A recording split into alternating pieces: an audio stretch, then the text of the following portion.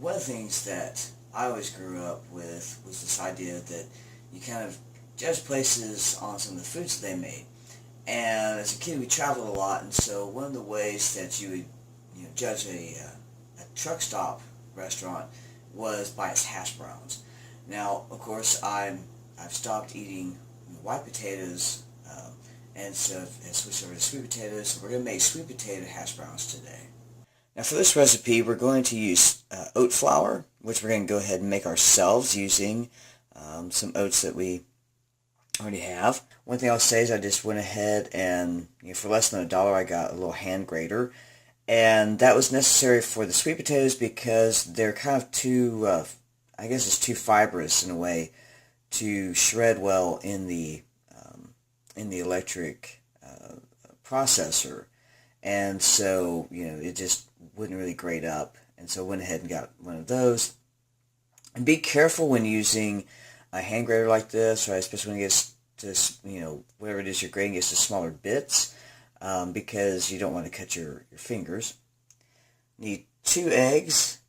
And then optional of adding any kind of seasonings, I figure I'll go ahead and put in just a little bit of sea salt and a little bit of cinnamon into these because, since they're sweet potatoes, and it kind of is nice that cinnamon flavor in there as well. And that's all we need. It is very simple to make your own oat flour. Just put some oats into a food processor or a blender or something like that, and just grate it up. On this, I kind of have to do on both settings, so it switches it back and forth to make sure it gets everything pulled in and ground very finely.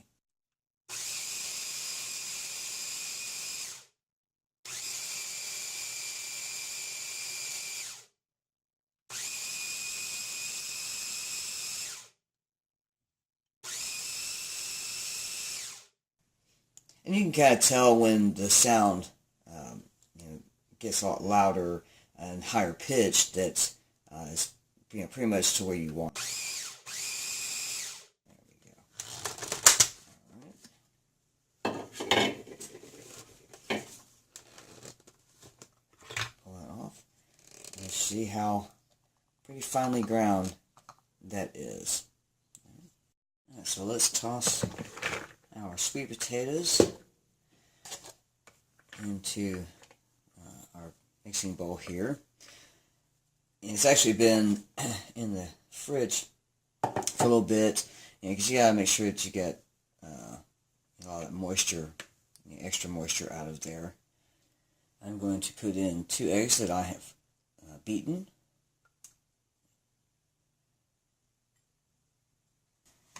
Now, although I made up all of this oat flour, I'm only going to use a couple of tablespoons, but I went ahead and made some up because I know I'll be using it in other things. There's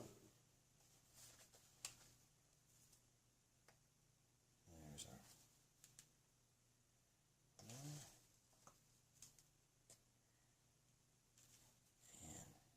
and 2, and we'll kind of hold this on the side. As we mix it together, we'll see what the consistency is like, and then see if we need to add any more as we go along. Let me go ahead and put in just a little bit of sea salt. I know it looks like a lot, but there's actually quite a big bowl full of stuff in here. And put in some cinnamon.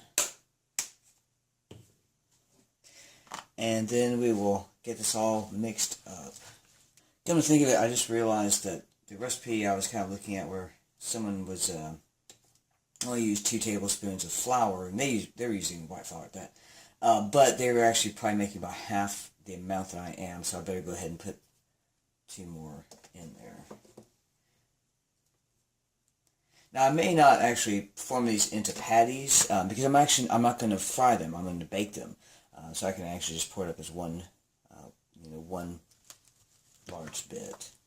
So now we will pour this up into our little pan here. They say to use parchment paper. I don't have any. Do not try substituting wax paper for parchment paper. The wax could actually, it's not good for oven use. It may actually melt the wax or even catch on fire, so you don't want to do that. So instead, I just went ahead and it's on aluminum foil.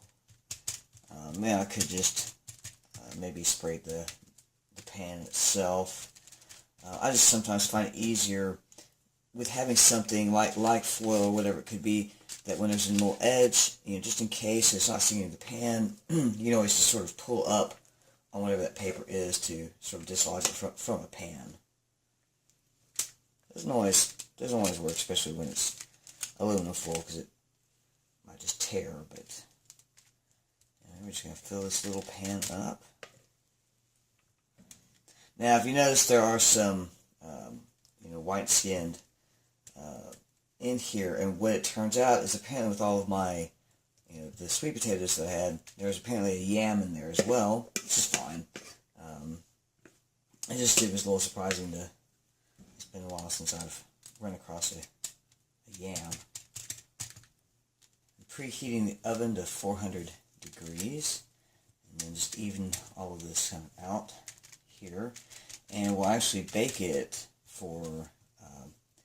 We'll start around 40 minutes, like they say on another recipe. So, as I said, I'm mixing up whether it's ingredients or directions and things like this from different recipes in order to do this, and we'll see how it all comes out.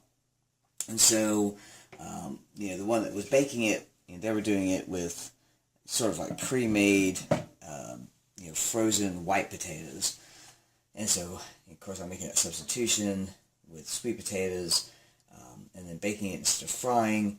So we just have to play around with it a little bit, check on it, around the time that the other recipes call for, and see how it is at that point, and then make adjustments as we need.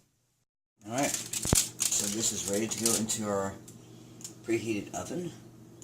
Set it 400. See how it comes out. Alright, so the timer has gone off, and let's have a look at how these are. Alright, they look good, they smell good. Oh man, so I can't wait to try these out. Alright, and here's breakfast.